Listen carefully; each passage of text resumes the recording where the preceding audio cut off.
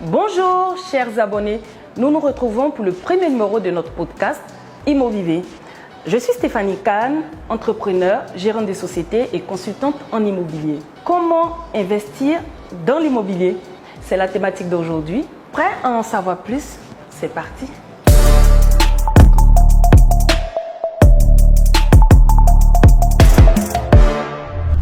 Un investissement en immobilier est l'acquisition d'un bien immobilier. Pas pour l'habiter, mais dans le but d'en tirer profit. Ça n'a pas l'air compliqué, n'est-ce pas? Et pourtant, investir dans l'immobilier requiert des préalables. Parlons-en. Investir dans l'immobilier peut être un moyen de générer des revenus et de créer un patrimoine. Que ce soit pour l'achat d'un terrain ou d'une copropriété, pour la mettre en location ou pour la revendre plus tard, il existe quelques éléments clés à suivre afin de réussir ton investissement en immobilier. Je te suggère donc 7 étapes à suivre. Définis clairement tes objectifs en te posant les questions suivantes. Qu'est-ce que je veux exactement accomplir en investissant dans l'immobilier? Est-ce pour en faire de la location ou pour avoir une plus-value à long terme? Je te donne un exemple. Monsieur X souhaiterait investir dans l'immobilier avec le peu d'argent qu'il a dans le but de faire fructifier son argent plus tard. On lui recommanderait donc l'achat d'un terrain qui prendra bien évidemment de la valeur au fur et à mesure des années au vu du développement de notre pays. Évaluer ta capacité financière t'aidera bien évidemment à comprendre ta situation financière.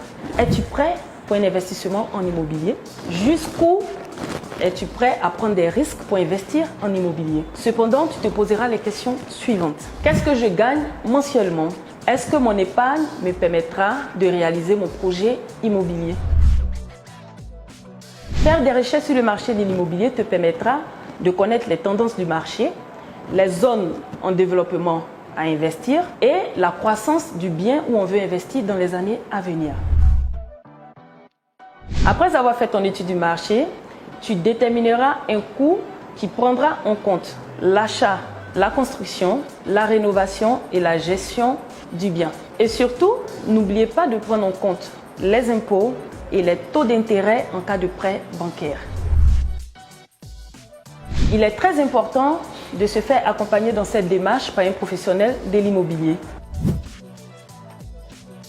Alors, n'hésite pas à te faire accompagner par une agence immobilière fiable et expérimentée, telle que Antilia Immobilier, qui a des professionnels immobiliers en son sein. Identifie clairement le type de bien que tu souhaites acquérir, sa rentabilité et les risques qui y sont liés.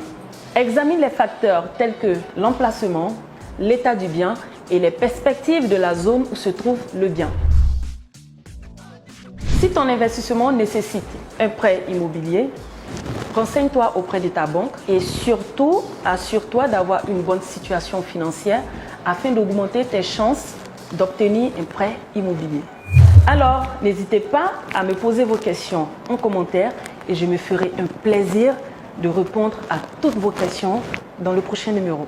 Investir dans l'immobilier demande un minimum de connaissances dans ce secteur, des moyens financiers et du temps pour assurer la gestion du bien en question.